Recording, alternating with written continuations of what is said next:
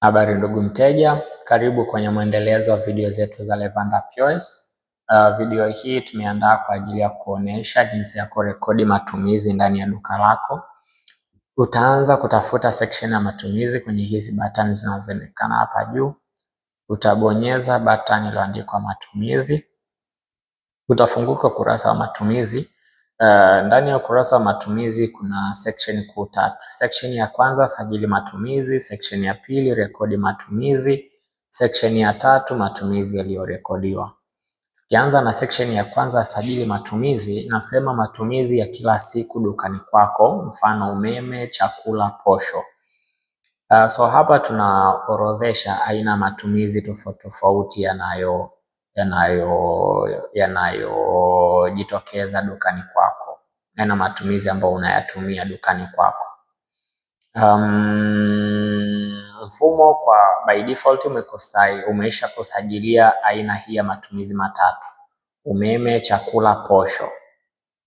So hapa una option mbili, una vitu viwili vya kufanya. Kitu cha kwanza, kama wewe dukani kwako hauna aina hizi za matumizi, umeme, chakula, posho, unaweza ukaifuta kwa kubonyeza hiyo batani nyekundu yenye alama ya X hapo.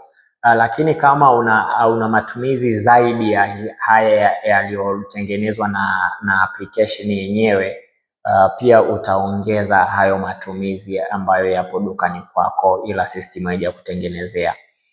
Tunaongezaje? Unakuja hapa kwenye sehemu iliyoandikwa ongeza aina ya matumizi, utabonyeza hapo kwenye jina, utaongeza tuseme labda aina gani ya matumizi mengine ambayo tunayo kila siku madukani kwetu. Tunaweza tukasema labda takataka. Nafahamu madukani huko huwa tunalipia gharama ya usafi kila mwisho wa mwezi kwa ajili ya watu wa mazingira. So utabonyeza batani ya ongeza, itaongezeka hapo. Sasa hivi tutakuwa tuna aina za matumizi 4. Ingine ambao labda tunaweza tukaongeza hapa labda ni usafiri. Usafiri labda huwa kuna gharama ya matumizi dukani kwako, kumlipa bodaboda au wafanyakazi dukani kwako wana move kutoka sehemu moja kwenda sehemu nyingine, au ni usafiri unawapa hela ya usafiri kutoka majumbani kuja dukani. Vyovyote, yani utasajili aina yote ya matumizi ambayo yanatokea dukani kwako. Utabonyeza hapo. Sasa hivi tumesha rekodi, tuna jumla matumizi ya aina 5 kwenye duka hili la Samata Fashion. So tuende section ya pili ya tunarekodi vipi sasa matumizi. Ndio imetokea siku ya leo tumetumia kiasi fulani kwa ajili ya chakula. Umeme uliisha, tukanunua umeme, tulinunua kiasi gani? Hapa ndipo tunapokuja kurekodi aina hiyo ya matumizi. So hapa kuna sehemu tunatakiwa kuchagua kilicholipiwa. Inasema kilicholipiwa, utachagua ni kitu gani hiko kimelipiwa hapo. Tuseme ni umeme. Umeme tulilipia kiasi gani? Shilingi 5,000. Kwenye maelezo sio lazima, unaweza ukaachana nayo, utabonyeza hiyo submit. Tayari tumerekodi umeme shilingi 5,000. Ukija hapa chini sasa kwenye matumizi yaliyorekodiwa, utaona jumla ya matumizi kwa muda kuanzia tarehe 20 mwezi wa pili 2025 mpaka tarehe 25 mwezi wa pili 2025. Jumla ya matumizi yote ni shilingi 5,000, ambao kwa tarehe 25 tumerekodi umeme shilingi 5,000. Tuongeze labda pia kulikuwa kuna matumizi ya chakula shilingi 3,000 ilitumika kwa ajili ya chakula. Maelezo sio lazima, utabonyeza submit.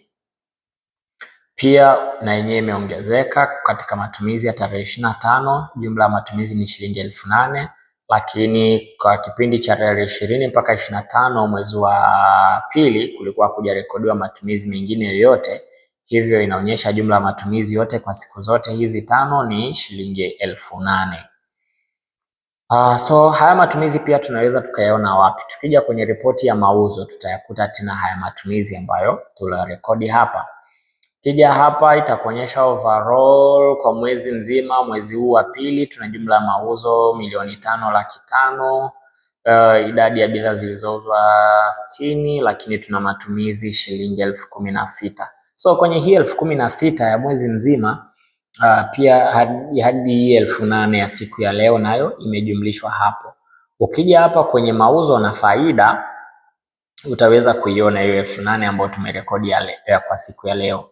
Utaona kuna summary report ya mwezi mzima hapo, lakini ukija hapa chini inapoonyesha tarehe, idadi, jumla ya mauzo, faida, matumizi na faida halisi. Utaweza kuona kwenye mstari wa kwanza huo wa tarehe 25 mwezi wa pili, idadi ya bidhaa zilizouzwa ni 3, jumla ya mauzo ni 665,000, faida iliyopatikana ni 20,000, matumizi ni shilingi 8,000, faida halisi inayobakia ni shilingi 12,000. So application automatically imeshatolea kwenye faida shilingi 20,000 ambayo tumeipata siku ya leo, imetoa shilingi 8,000 ya matumizi na inakupatia hapo faida halisi iliyobakia ni shilingi 12,000. So kipengele cha matumizi ni kama hivyo tulivyoona hapo. Nadhani imeeleweka vizuri sana. Video itakayofuata tutaona jinsi ya kurekodi wateja na madeni kwa wateja na jinsi ya kufuatilia hayo madeni kwa wateja wako. Asante na usipitwe na video inayofuata.